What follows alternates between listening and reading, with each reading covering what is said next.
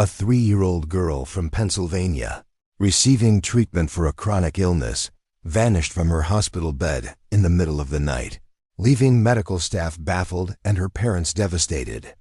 2 years of searching yielded nothing but heartbreak and unanswered questions about how a sick child could simply disappear until maintenance workers, deep in the sewer system, stumbled upon something that had washed through the storm drains. A discovery that would reveal the darkest secret imaginable.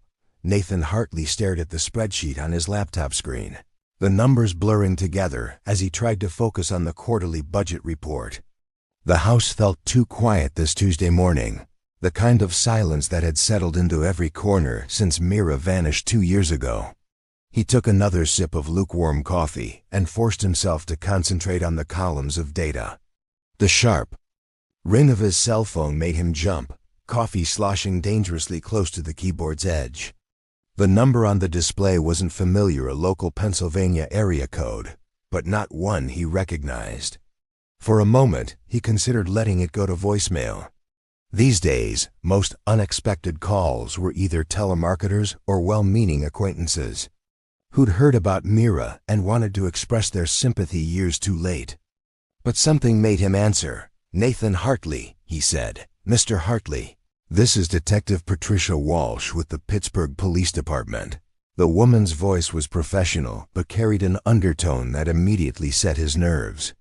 "On edge, I need to speak with you about your daughter's case." The laptop screen went forgotten. Nathan's hand tightened around the phone until his knuckles went white. In 2 years, the calls about Meera had dwindled to nothing. The case had gone cold.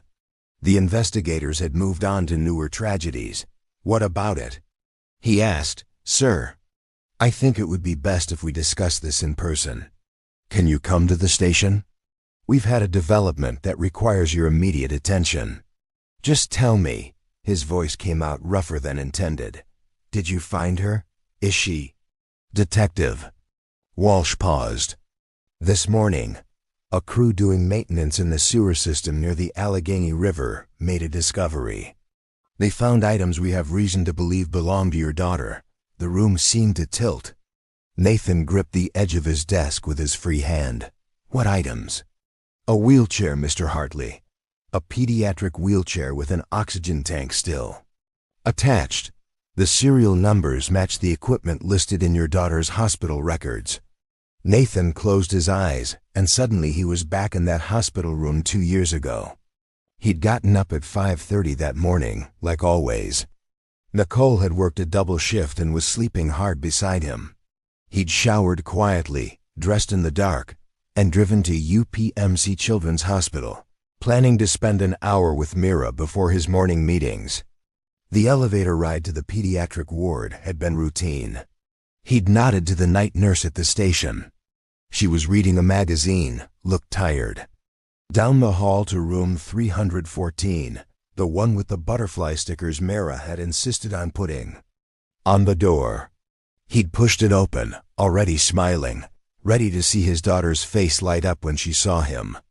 The bed was empty, not just empty, abandoned. The sheets were pulled back, her stuffed elephant fallen to the floor. The monitors that should have been recording her oxygen levels and heart rate were dark, their leads dangling uselessly. Her wheelchair, the blue one she decorated with superhero stickers, was gone. For a moment, he'd stood frozen in the doorway, his mind refusing to process what he was seeing. Maybe they'd taken her for tests. Maybe she was in the bathroom with a nurse. Maybe. But the growing commotion in the hallway, the sudden convergence of security and staff, the frantic checking of other rooms, all of it confirmed what that empty bed was telling him. Meera was gone. "Mr. Hartley." Detective Walsh's voice pulled him back to the present. "Are you still there? The wheelchair?" He managed. "You sure it's hers?" "The serial numbers match, and there are personal modifications that align with what you reported. The superhero stickers, specifically." "Sir, I need you to understand. The wheelchair was found in a section of the sewer system that connects to several storm drains. Our forensics team is examining it now." Nathan's mind raced. "The sewers? Why would Meera's wheelchair be in the sewers? How long has it been there? That's what's unusual. Detective Walsh's tone grew more careful. The maintenance crew chief, he's been working these tunnels for 15 years. He says, based on the condition and the sediment patterns, the wheelchair couldn't have been there more than a few weeks, maybe a couple of months at most. It appears to have washed in during the heavy rains last month, but she disappeared 2 years ago. Yes, sir. That's one of the things we need to discuss. The evidence suggests the wheelchair was disposed of recently, dumped somewhere upstream, and carried through the system by stormwater. The implication hit Nathan like a physical blow. Someone had kept Meera's wheelchair for 2 years, then suddenly decided to get rid of it, which meant, "I need to call my wife," he said, already standing, looking for his keys. "We'll be there as soon as possible, of course. Ask for me at the front desk. And Mr. Hartley, I'm very sorry. I know this must be incredibly difficult." Nathan ended the call and immediately dialed Nicole's number. She was probably sleeping after her night shift, but this couldn't wait. As the phone rang, he grabbed his jacket and headed for the door, his mind spinning with questions. Why now? Why dump the wheelchair after 2 years? And most importantly, what did this mean for Meera? Was his daughter still alive somewhere? Or was someone finally cleaning up loose ends? Nicole answered on the 5th ring, her voice thick with sleep. "Nathan, what's wrong?" "They found Meera's wheelchair in the sewer system. The police want us to come in right away." The silence on the other end stretched for several seconds. Then Nicole's voice, fully awake now and sharp with a mixture of hope and dread. "I'll meet you there." The Pittsburgh Police Department's evidence room smelled of industrial disinfectant, trying to mask something worse. Nathan stood beside Nicole, their hands intertwined as Detective Walsh led them past rows of metal shelving to a cleared examination area. Under the harsh fluorescent lights, on a blue tarp spread across a steel table, sat Meera's wheelchair. Nathan's breath caught. Even caked with sewage and sediment, he recognized it immediately. The blue frame was dulled with grime, but patches of the original color showed through. The oxygen tank, still secured to the back, was tarnished but intact. And there, barely visible under a layer of dried mud, were the remnants of superhero stickers: Spider-Man's red mask, Captain America's shield, Wonder Woman's golden lasso. "Oh God," Nicole whispered beside him, her grip on his hand tightening painfully. Detective Walsh stood on the opposite side of the table, her expression carefully neutral. "I know this is difficult. Can you confirm this is your daughter's wheelchair?" Nathan nodded, not trusting his voice. He reached toward it, then stopped, looking at the detective for permission. "You can touch it," she said.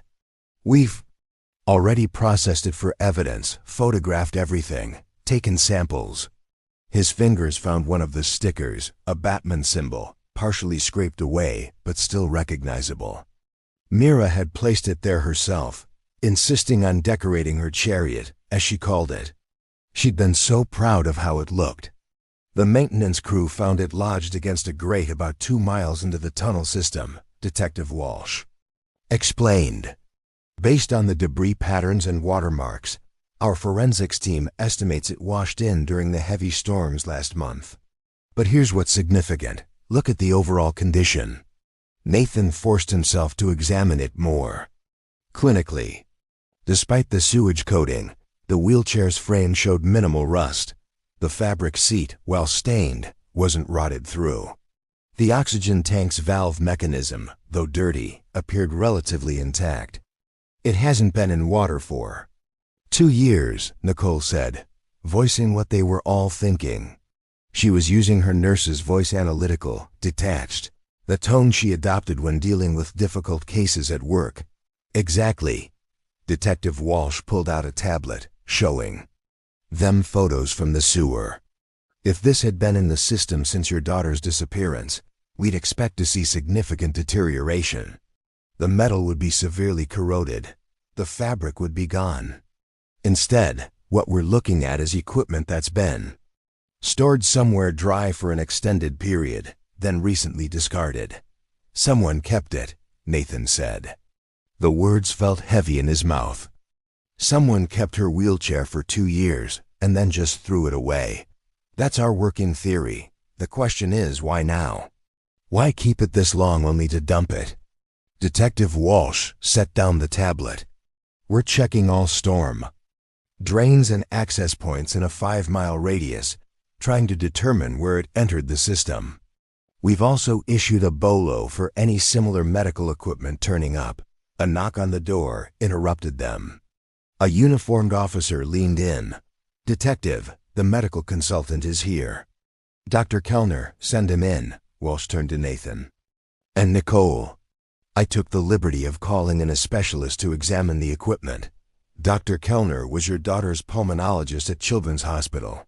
He's agreed to help us understand if the oxygen tank was used recently, check for any modifications that might tell us more. Nathan remembered Dr. Kellner, a quiet, professional man who'd always taken time to explain Meera's treatment in terms they could understand. He'd been one of the few bright spots during those long hospital months. The door opened again, and Dr. Kellner entered. He looked much as Nathan remembered, mid-40s, graying hair neatly trimmed, wearing a conservative gray suit rather than hospital scrubs. His eyes went first to the wheelchair, then to Nathan and Nicole. Mr. and Mrs. Hartley, he said softly. I'm so sorry you're going through this. When Detective Walsh called, I came immediately. Thank you for coming, Nicole. Syed, we appreciate it. Dr. Kellner moved to the table, pulling on latex gloves with practiced efficiency.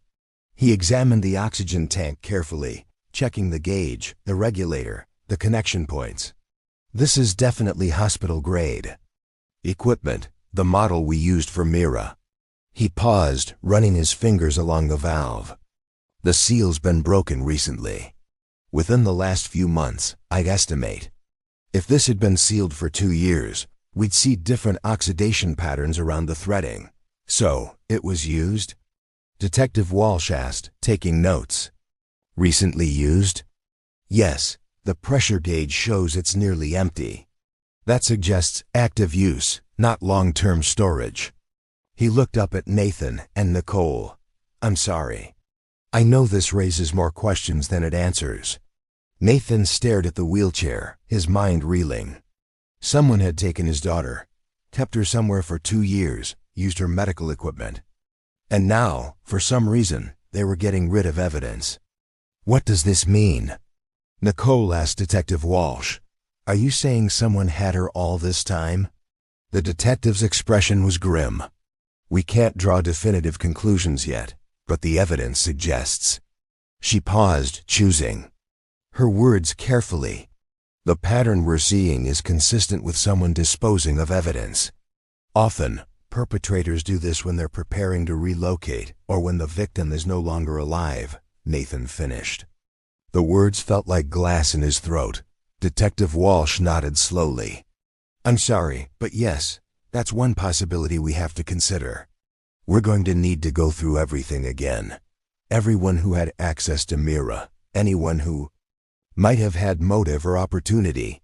Dr. Kellner, we'll need your records from her treatment as well. Of course, the doctor said. Anything I can do to help. Meera was. She was a special little girl, so brave through all her treatments. As they prepared to leave, Nathan took one last look at the wheelchair. Somewhere out there, someone knew what had happened to his daughter. Someone who'd kept her wheelchair for 2 years, who'd recently used her oxygen tank, who'd finally decided to throw it all away. But why now? What had changed? Nathan stood in the spare bedroom they'd converted into medical storage, staring at the shelves lined with supplies they'd accumulated during Meera's illness. Boxes of pediatric masks, sealed packages of tubing, bottles of saline solution, and medications. Thousands of dollars worth of equipment that had become part of their daily routine until that morning 2 years ago. He picked up a box of medications, checking the expiration dates. Most would be good for another few months, but some were. approaching their limits. The irony wasn't lost on him. Holding on to these supplies had been his way of maintaining hope, of being ready for when Meera came home. But after this morning's revelation at the police station, that hope felt more fragile than ever. Nicole had returned to bed after they got home, emotionally drained from the morning's events. She had another night shift tonight and needed rest. Nathan couldn't sleep. The image of that mud-caked wheelchair kept replaying in his mind. He started sorting the supplies into two piles, expired and still viable. The expired medications would need proper disposal, but the sealed, unexpired items, they could help other families. Other children with cystic fibrosis who needed these exact supplies. It felt like giving up, but it also felt necessary. He couldn't let medicine go to waste when someone could use it. By early afternoon, he'd filled 3 boxes with donations. The CVS on Grant Street had a medical supply donation program. He loaded everything into his car and drove the 10 minutes through light traffic. The pharmacy was busy for a Tuesday afternoon. Nathan maneuvered his boxes through the automatic doors, heading for the pharmacy counter at the back. As he rounded the vitamin aisle, he nearly collided with someone pushing a cart loaded with medical supplies. "Oh, sorry," Nathan began, then recognized the man. Dr. Kellner.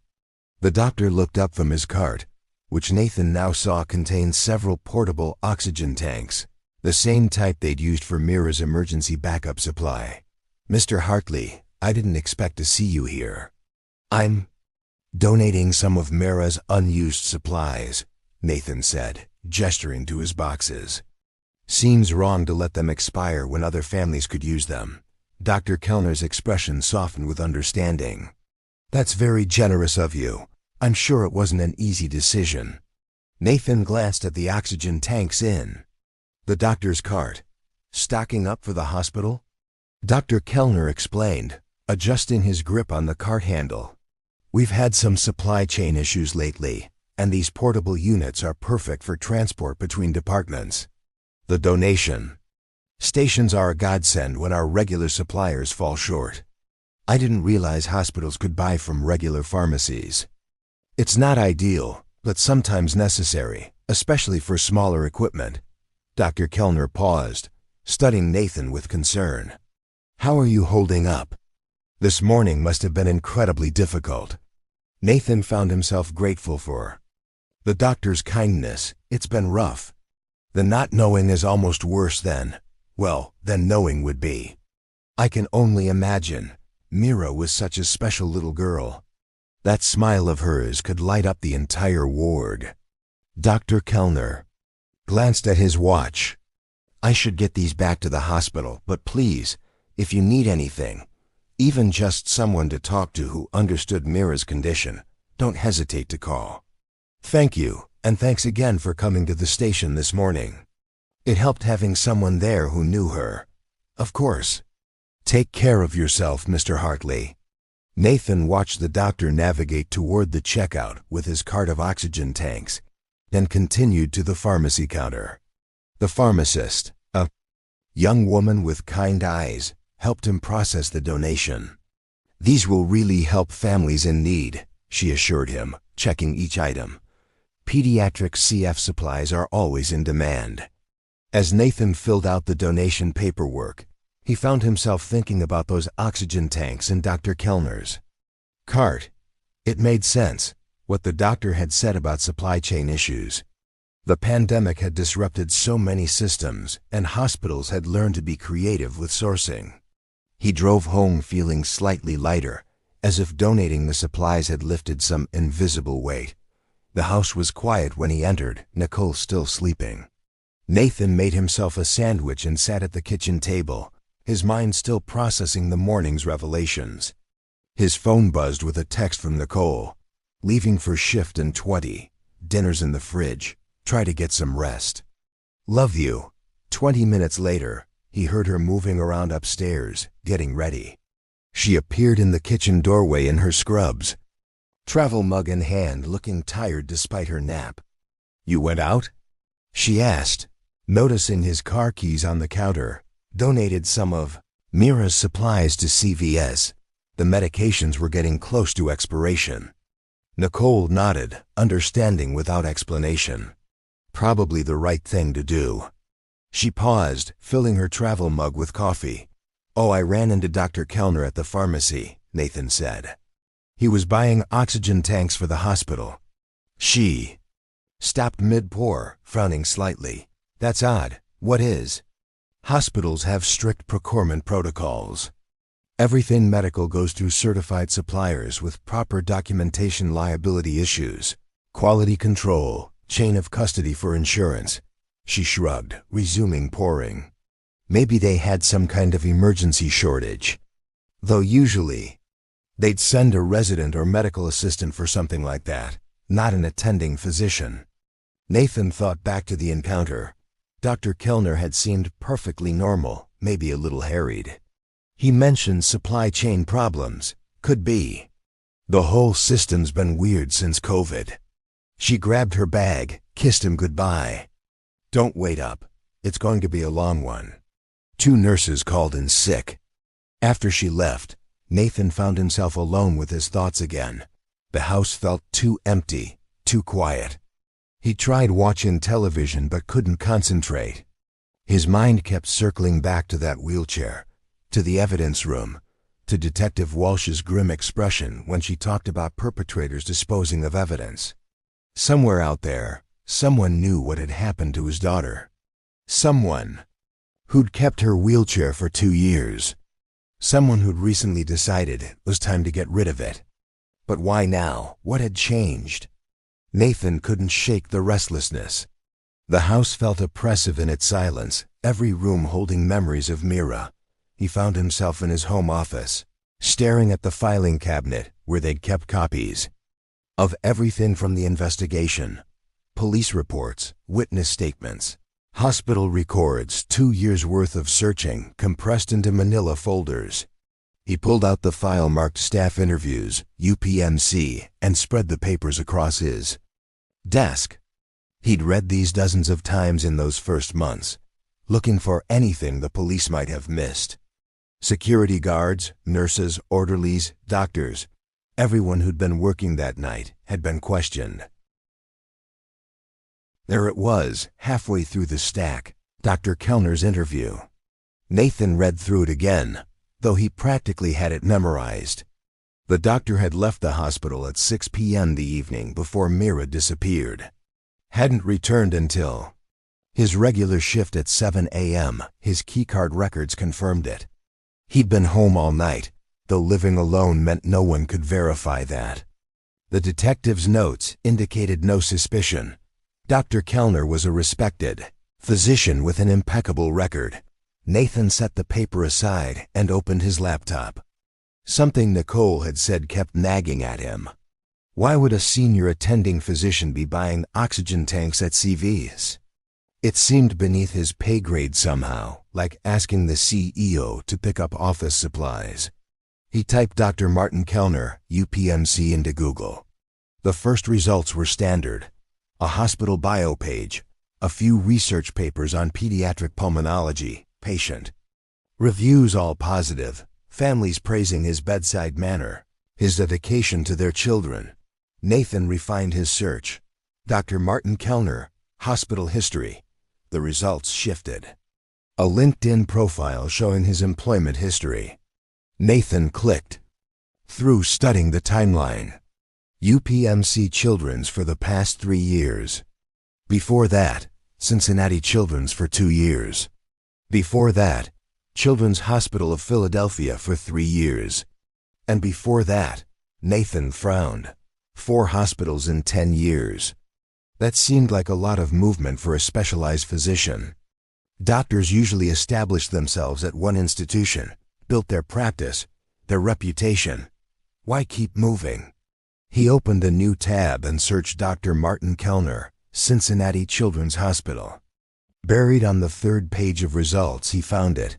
A small news item from 5 years ago. Cincinnati Children's Hospital announces administrative changes.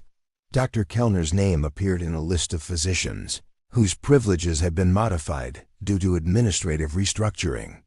The language was vague corporate speak that could mean anything. Nathan searched for Philadelphia next. This time, he found a medical board document, public record but obscurely filed.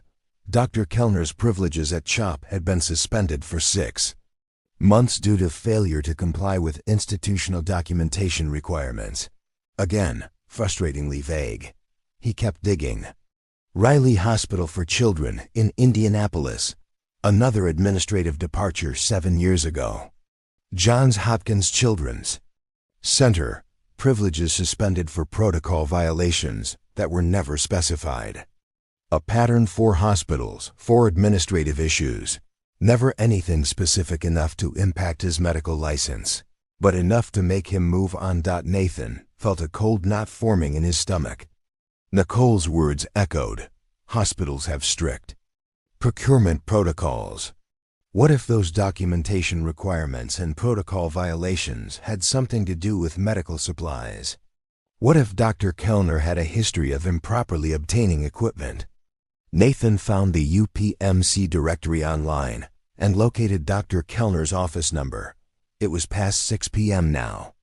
The administrative staff would be gone, but doctors often worked late. He hesitated, phone in hand. What was he going to say?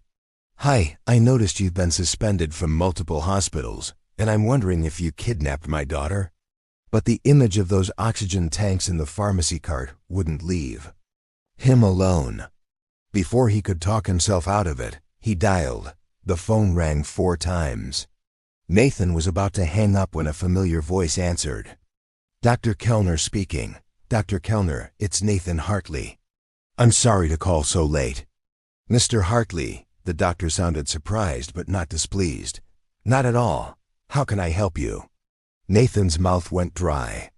He hadn't planned what to say. I was going through Meera's files, the investigation files, just trying to make sense of everything after this morning. Of course, that's completely understandable. Finding the wheelchair must have brought everything back. Your interview is in here from 2 years ago. A pause. When Dr. Kellner spoke again, his tone had shifted slightly. "Yes, I remember. The police were very thorough. They interviewed everyone. You were working that night, the night she disappeared." "No, actually I'd left at 6 o'clock. My shift ended." The warmth was draining from his voice. "Mr. Hartley, why are you asking about this?" Nathan pushed forward. "I've been looking at your employment history. You've moved around a lot. 4 hospitals in 10 years. The silence stretched so long, Nathan wondered if the call had dropped. Then, "I'm not sure what you're implying." "I'm not implying anything. I'm just trying to understand." "Understand what exactly?" Dr. Kellner's voice had gone cold. "The police investigated thoroughly 2 years ago. I cooperated completely. My whereabouts were verified. Are you suggesting they missed something?" "Those oxygen tanks at the pharmacy are for the hospital. As I explained." Each word was clipped, precise. "Mr. Hartley, I understand you're grieving. I understand you're desperate for answers. But these questions, what exactly are you accusing me of?" "I'm not accusing, because it sounds like you are. It sounds like you're questioning my integrity based on what? A routine supply run? Career moves that are perfectly normal in modern medicine." Nathan's hand was shaking. The controlled anger in Dr. Kellner's voice was more unsettling than shouting would have been. "I just want to know what happened to my daughter." "What happened to your daughter is a tragedy, but I've told the police everything I know. Everything 2 years ago. If you have new questions, perhaps you should direct them to Detective Walsh instead of harassing me at my office." "I'm not harassing, aren't you?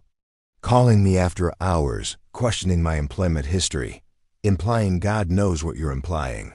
I tried to help this morning. I came to the station out of respect for Meera's memory.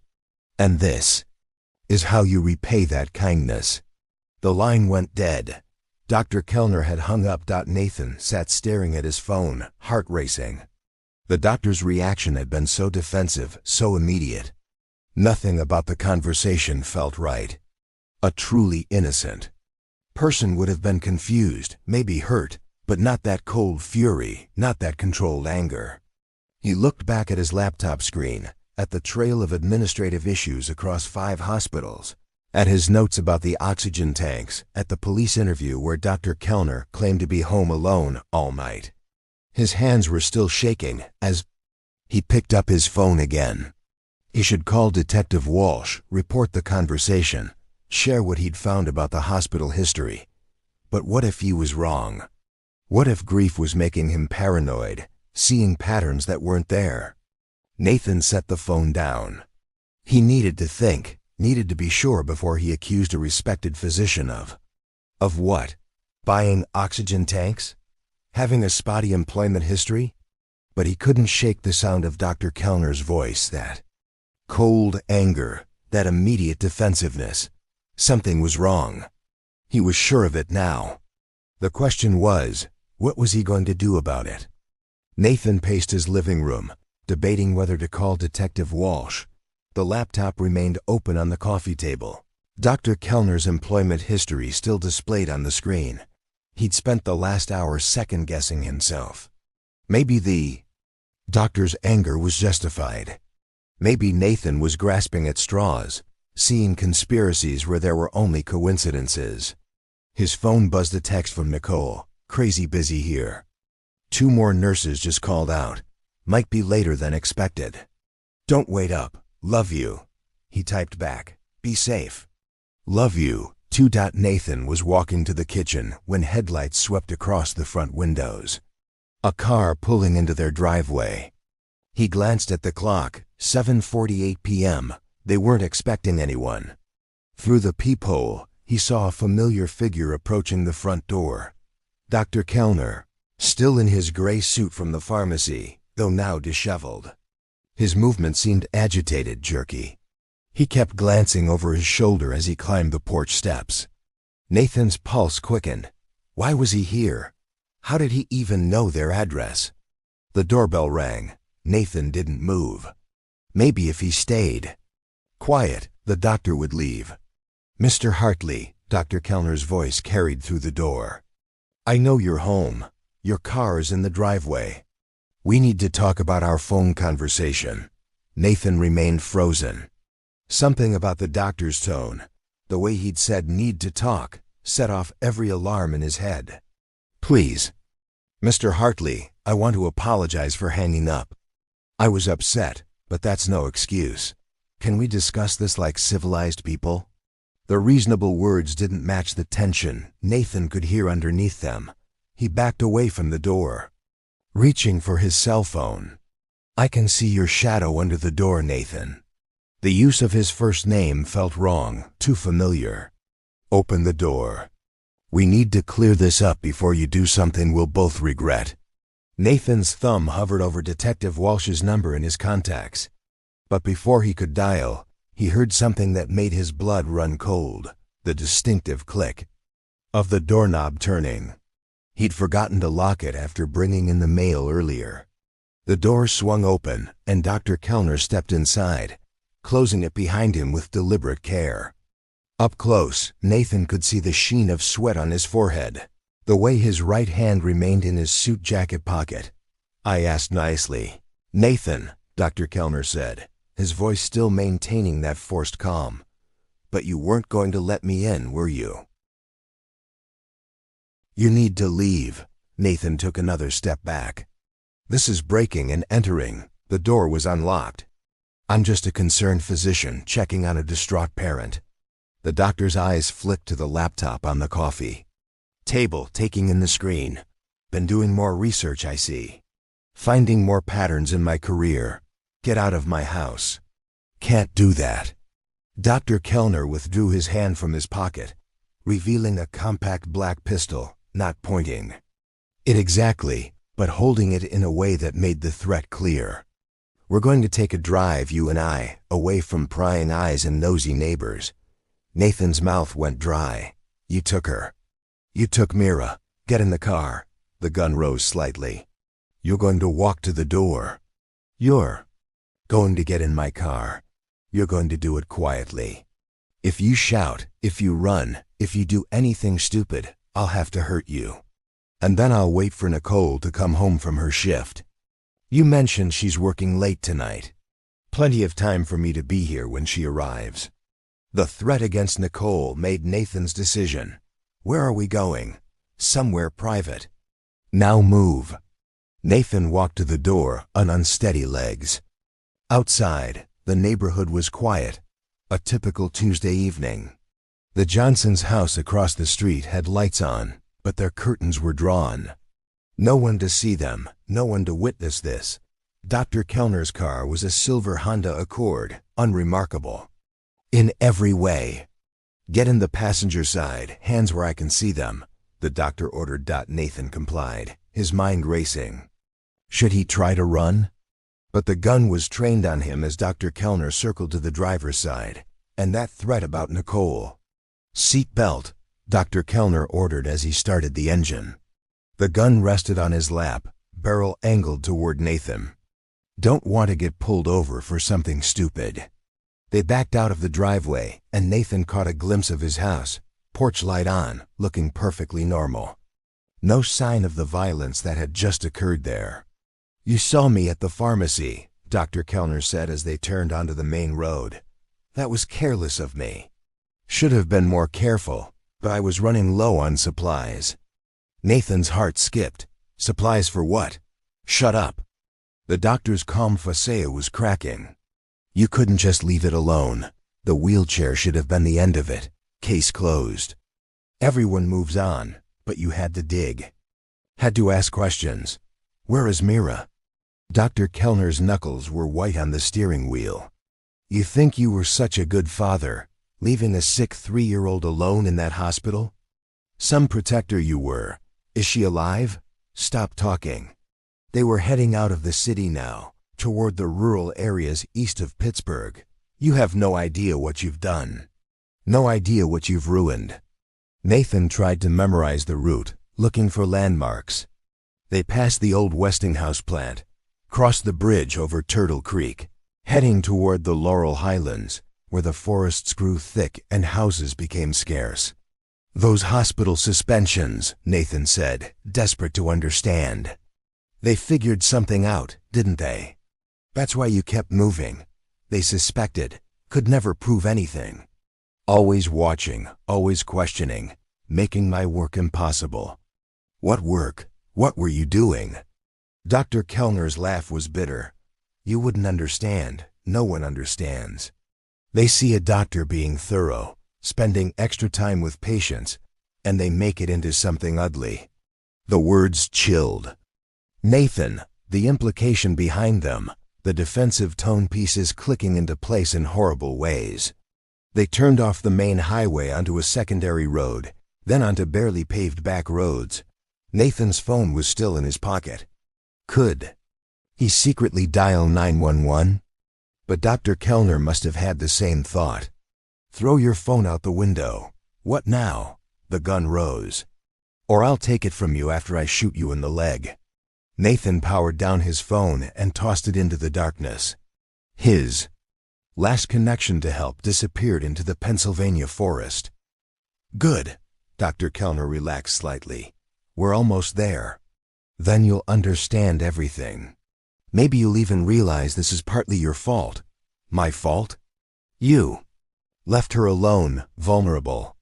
If you'd been there that night, like a real father should have been, none of this would have happened. But you were home, comfortable in your bed while she needed protection. They turned onto a dirt road, headlights illuminating dense trees on either side. Somewhere ahead was the answer to 2 years of questions. Nathan just prayed he'd live long enough to find out. She trusted me, Dr. Kellner said quietly, almost to himself. That's the tragedy in all this. She trusted me completely. The words sent ice through Nathan's veins. Whatever had happened to Meera, whatever this man had done, it was worse than just kidnapping. The way he spoke about trust, about being thorough with patients, about people making things ugly, Nathan was beginning to understand the true horror of what his daughter had endured. The dirt road ended at a modest cabin nestled among towering pines. Motion sensor lights flickered on as they approached, illuminating a structure that looked deceptively normal. Wood siding, stone chimney, the kind of weekend retreat thousands of Pennsylvanians owned. A generator hummed somewhere behind the building. "Out," Dr. Kellner ordered, killing the engine. Nathan stepped into the cool mountain air, his legs unsteady after the tense drive. The isolation was complete, no neighboring lights visible. Through the trees, no sounds except the generator and distant crickets. Even if he screamed, no one would hear. Dr. Kellner came around the car, gun steady. "Inside. Try to run, and I'll put a bullet in your knee. You don't need to walk to see what I'm going to show you." The front door opened into a living room that smelled of pine wood and antiseptic. Basic furniture, a fieldstone fireplace, stairs leading up. But Nathan's attention was drawn to the medical equipment stacked along one wall, boxes of supplies, an oxygen concentrator, 4 poles. "Upstairs," Dr. Kellner directed. They climbed narrow wooden steps to a hallway with 3 doors. The doctor guided him to the last one, producing a key from his pocket. Multiple locks. Nathan noticed deadbolts installed from the outside. The door swung open, revealing a converted attic room. And there, sitting on a small bed with an oxygen cannula under her nose, was Meera. Nathan's knees nearly buckled. His daughter alive but changed. She'd grown in 2 years, of course taller, thinner, her blonde hair longer and tangled. She wore a faded hospital gown, too small for her now 5-year-old frame. And 4 port was visible on her arm, though. No line was currently attached. "Meera," the word came out as a broken whisper. She looked up from a coloring book, her blue eyes so like Nicole's, showing no recognition, just confusion and a hint of fear. "Dr. Martin," she said. "Who's that man, Dr. Martin?" She called him Dr. Martin. "It's okay, sweetheart," Dr. Kellner said, his voice taking on a different quality, gentle, paternal. "This is someone who wanted to meet you. Remember how I told you there might be visitors someday?" Meera shrank back against the wall. "Jew. I don't like visitors. You said visitors might try to take me away. You said they're bad people who don't understand." Nathan started forward instinctively, but the gun barrel pressing lank into his ribs stopped him. "That's my daughter," he said, his voice thick with emotion. "You sick? Your daughter?" Dr. Kellner's voice hardened. "You gave up that right when you abandoned her. You kidnapped her. I gave her a home. Kept her safe for 2 years while you what? Moved on with your life?" Nathan looked around the room properly now, taking in the details. Medical equipment filled one corner, the oxygen concentrator he'd heard running, boxes of medications. The portable tanks, like the ones from the pharmacy. A small dresser held children's clothes. Drawings covered the walls, all signed Meera in a child scrawl. Pictures of a house, trees, birds, and over, a figure labeled Dr. Martin with a smiling face. No pictures of parents. No drawings of mommy or daddy. "What did you tell her?" Nathan's voice was hollow. "The truth, from a certain perspective. That she was very sick and needed special care. That I'm the only one who understands her needs. That there are people who might try to interfere. You've brainwashed her. I've protected her." Dr. Kellner's composure was cracking. "Do you know how fragile she is? How carefully her condition needs to be managed? You left her alone that night alone. The nurses were overwhelmed. Always are. Too many patients, not enough time, but I had time." His eyes took on a distant quality. "She was special. Different from the others, so trusting. So sweet, when she'd smile at me during treatments." The way he said it made Nathan's skin crawl. "What did you do to her?" "I cared for her, fed her, gave her medications, held her when she cried." The gun wavered slightly. "She needed me. Still needs me." "Meera," Nathan tried. Again, his voice gentle. "Sweetheart, it's Daddy. Don't you remember me?" The little girl tilted her head, studying him. For a moment, something flickered in her eyes. Then she shook her head firmly. "My daddy went to heaven," she said. "Dr. Martin told me. He got sick and went to heaven with Mommy." The cruelty of the lie hit Nathan like a physical blow. "You told her we were dead. It was easier than other explanations. Kinder, really. Kinder than what?" But Nathan was beginning to understand the locks on the door, the way Meera called him Dr. Martin, maintaining that professional distance even after 2 years. The defensive anger when questioned about his time with patients. A sound from outside cut through the tension, tires on gravel, approaching fast. Multiple vehicles. Dr. Kellner moved to the small attic window, peering through the curtain. His face went pale. "How? You threw away your phone." Nathan felt a surge of hope. Nicole, she must have come home, found signs of a struggle. Called the police. His brilliant, observant wife. "Meera, get in the closet," Dr. Kellner ordered, his calm shattering. "Remember what we practiced? Hide until I say it's safe. Are the bad people here?"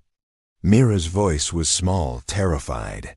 She scrambled off the bed, hurrying to a small closet.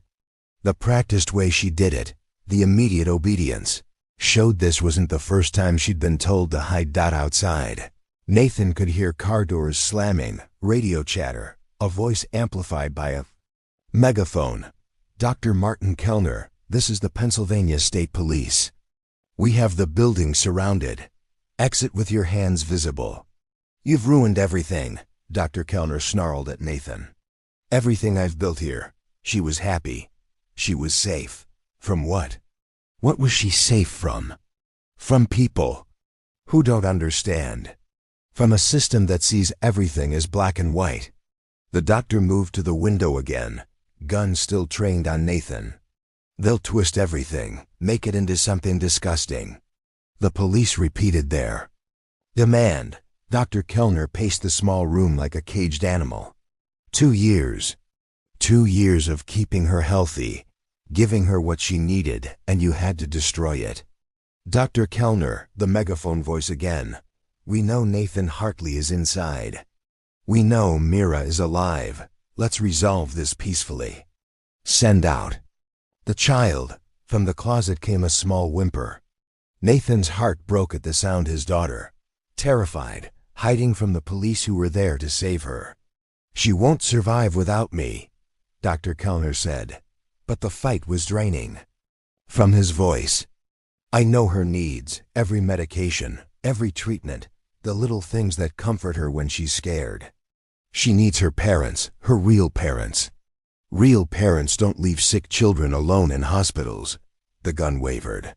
"Real parents don't trust strangers with their most precious." He cut himself off, jaw clenching. The house phone rang, an old landline on the dresser. Dr. Kellner stared at it, then gestured for Nathan to answer. Speakerphone. Nathan hit the button. "Hello?" "Mr. Hartley," a woman's voice. Calm and professional. "This is Lieutenant Sarah Foster with the State Police. Are you injured?" "No, we're both okay. Meera's here. She's alive. That's wonderful news. We're going to get you all out safely.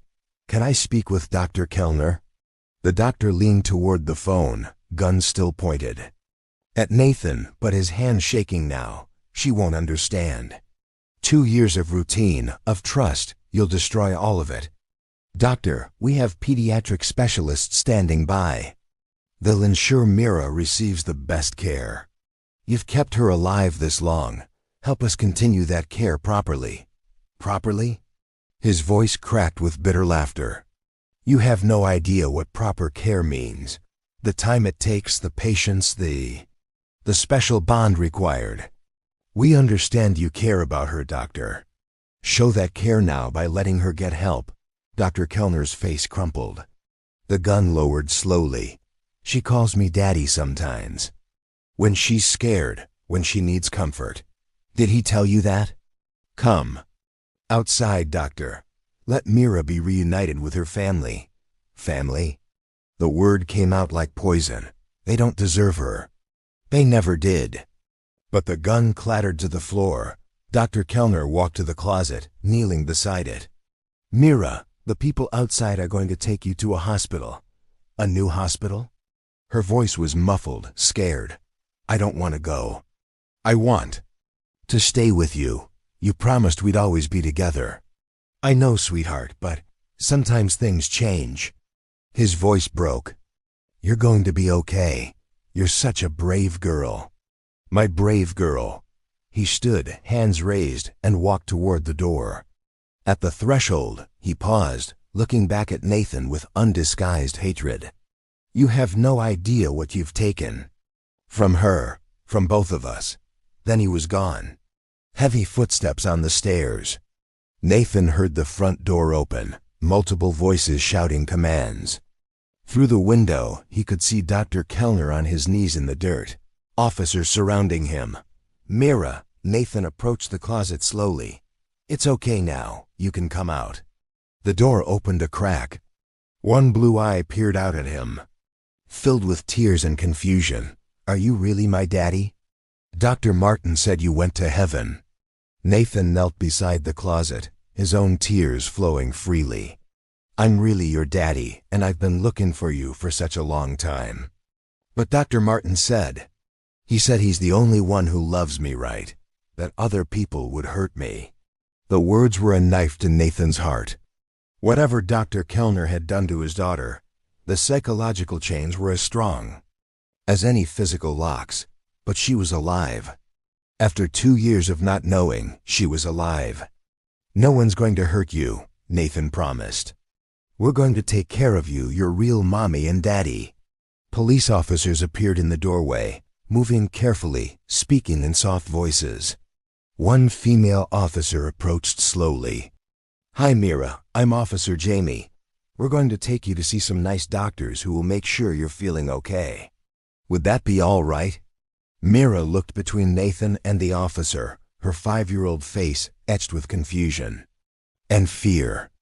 Is Dr. Martin coming too? Dr. Martin needs to go somewhere else right now, Officer Jamie said gently. But you'll be safe, I promise.